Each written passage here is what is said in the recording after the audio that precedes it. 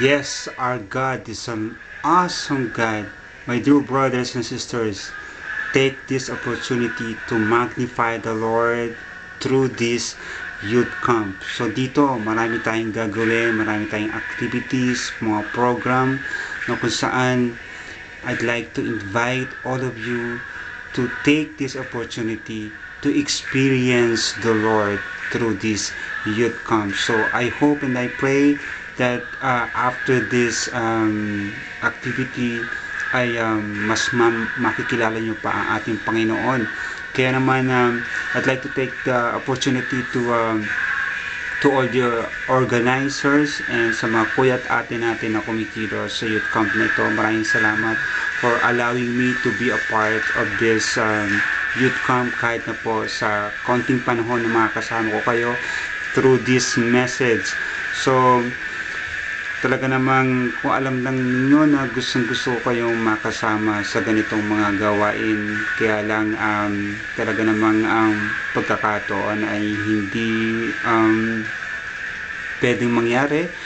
Kaya ito lang po ang pwede kong maibahagi sa inyo, ang aking panalangin at mensahe na inspirasyon para sa lahat ng mga minamayo kong mga kabataan, na kung saan I'd like to take the opportunity then to congratulate each and every one of you sa mga lahat ng mga nagagamit na mouthpieces of God. Ipagpatuloy po natin ang ating po mga gawain ito, na kung saan sa lahat po ang ating ginagawang ito ay panigurado ako and I assure all of you that you will never go wrong. May kasabihan nga, your life will never be the same again. So pagpatuloy pa lang po natin ang ating gawain ito, at nawa ang hangad ko po ay sa lahat po ng ginagawa natin ito ay mas maganda ang kinalabasan at mas maganda ang ating relasyon sa ating Panginoon.